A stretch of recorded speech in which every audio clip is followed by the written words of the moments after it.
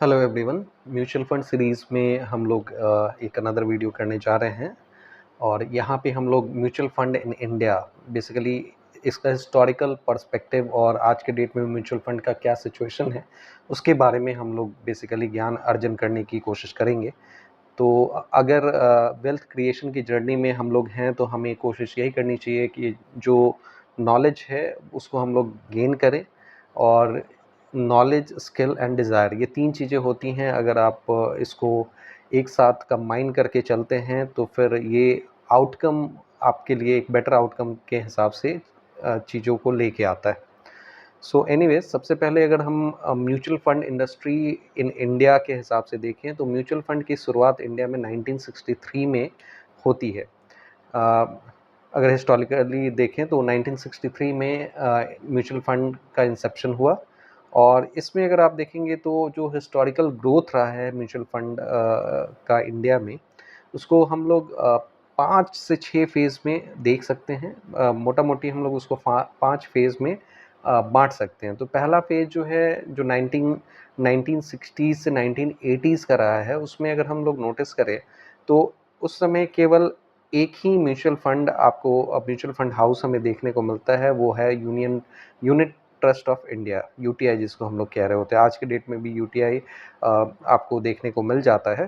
तो unit trust of India, इसको अगर आप देखेंगे तो ये मोनोपोली मेंटेन करता है 1960 से 1980s तक म्यूचुअल फंड इंडस्ट्री में। और इसमें अगर आप देखेंगे तो उस समय 1988 के आसपास में जो इसका एसेट अंडर मैनेजमेंट रहता है वो अराउंड 7,000 करोड़ के आसपास का रहता है। फेज़ टू में अगर हम लोग देखें तो फेज़ टू में जो 1987 लेट 1980 से 1993 के आसपास का अगर हम लोग देखें तो वहाँ पे पब्लिक सेक्टर म्यूचुअल फंड की शुरुआत हो जाती है। तो यूटीआई का शुरुआत सबसे पहले फेज़ में अगर हम लोग देखते हैं तो यूटीआई का मोनोपोली हमें देखने को मिलता है। बाद में जो है 1987 में अगर हम लोग देखें तो पब्लिक सेक्टर म्यूचुअल फंड की शुरुआत होती है। और उसमें अगर हम देखें तो एसबीआई म्यूचुअल फंड जो है वो सबसे पहला म्यूचुअल फंड होता है जो कि नॉन यूटीआई म्यूचुअल फंड होता है। और इसमें अगर आप देखें तो 1993 के एंड तक अगर आप देखेंगे तो एसबीआई म्यूचुअल फंड का जो एसेट अंडर मैनेजमेंट रहता है वो अराउंड 47,000 करोड़ के आसपास में पहुंचा हुआ रहता है। अब 1993 से अगला 10 साल अगर हम लोग देखें, 2003 के आसपास तक देखें तो फेज़ थ्री इसमें अगर नोटिस करें तो 1993 में प्राइवेट सेक्टर म्यूचुअल फंड की शुरुआत होती है। और प्राइवेट म्यूचुअल फंड की जो शुरुआत होती है तो उसमें अगर आप देखेंगे तो 2003 के अंत तक आते आते लगभग 1.2 लाख करोड़ के आसपास में asset under management mutual fund industry का हमें देखने को मिल जाता है। इसके बाद में जब हम लोग फोर्थ फेज़ की बात करें, अगले 10 साल, अगला डिकाड अगर हम लोग देखें तो वहाँ पे बेसिकली म्यूचुअल फंड इंडस्ट्री थोड़ा सा हिला हुआ रहता है due to global economic crisis जो उस डिकाड में देखने को मिलता है। तो कंसोलिडेशन, स्लो ग्रोथ, ये सारी चीज़ें वहाँ पे देखने को मिलती हैं। इसके अलावा बाद में अगर हम 2014 से आगे अगर बढ़ते हैं, अभी तक की अगर हम लोग बात करें तो म्यूचुअल फंड इंडस्ट्री जो है बहुत ही एक्सेसिव ग्रोथ दिखाता है। और आज के टाइम में अगर हम लोग देखें तो म्यूचुअल फंड इंडस्ट्री का जो एसेट अंडर मैनेजमेंट है वो 50 लाख करोड़ को क्रॉस कर चुका है।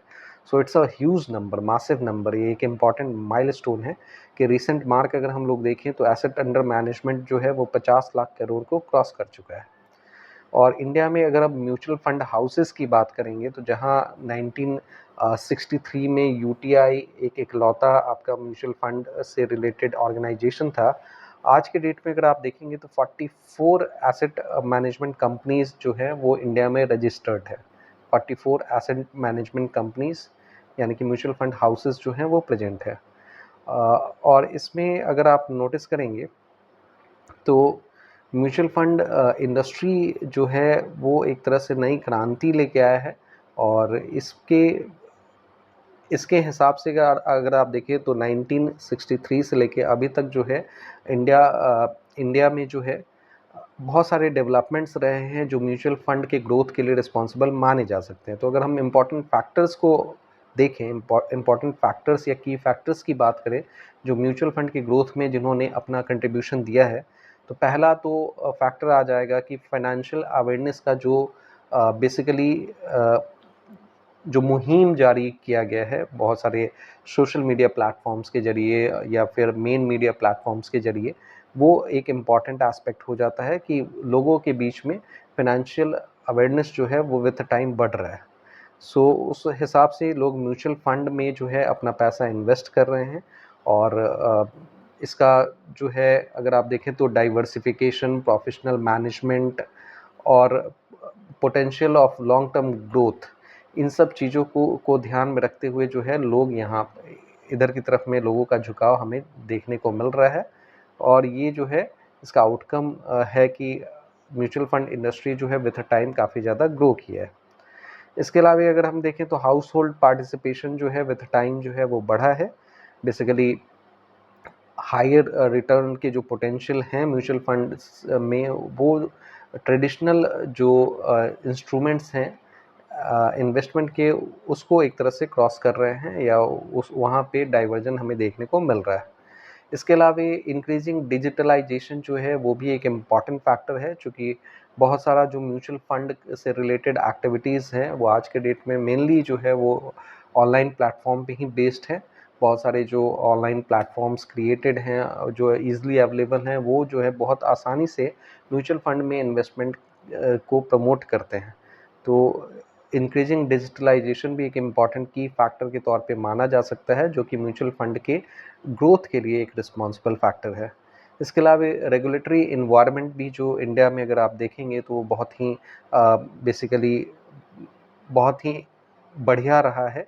सेबी ने बहुत ज़्यादा एफर्ट लगाया है कि लोगों को अवेयर वो करें, फाइनेंशियल फ्रॉड्स से लोगों को बचा पाए। तो ऐसे कर के अगर आप देखेंगे तो रेगुलेटरी इन्वायरमेंट भी काफ़ी फेवरेबल रहा है, जो म्यूचुअल फंड इंडस्ट्री की ग्रोथ के लिए रिस्पॉन्सिबल रहा है।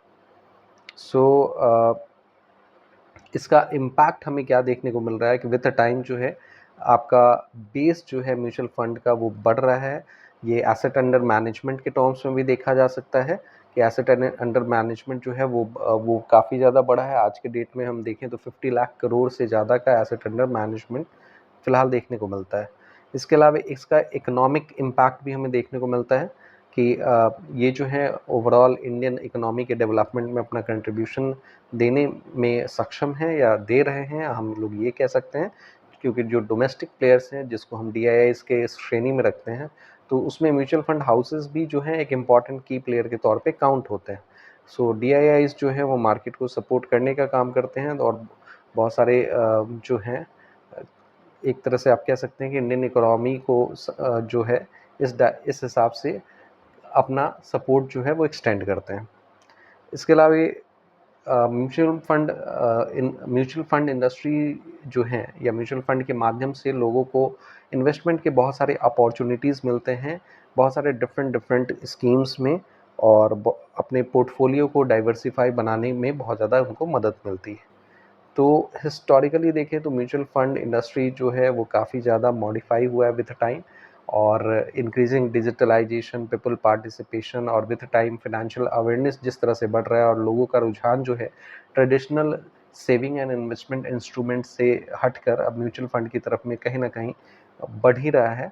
और अगर आप देखें तो कोई भी म्यूचुअल फंड स्कीम अगर हम लोग उठा के देखें, चाहे वो डेट म्यूचुअल फंड हो या बेसिकली इक्विटी म्यूचुअल फंड हो, तो लॉन्ग टर्म ग्रोथ के हिसाब से हम देखेंगे तो म्यूचुअल फंड जो है आज के डेट के ट्रेडिशनल जो सेविंग और इन्वेस्टमेंट इंस्ट्रूमेंट है उससे जनरली जो है थोड़ा बेहतर साइड में हमें देखने को मिलता है। अगेन यहाँ पे कोई भी ये कोई रिकमेंडेशन इसको ना समझा जाए, यहाँ पे जस्ट प्योरली हमने एजुकेशनल पॉइंट ऑफ व्यू से ये सारा डिस्कशन किया है।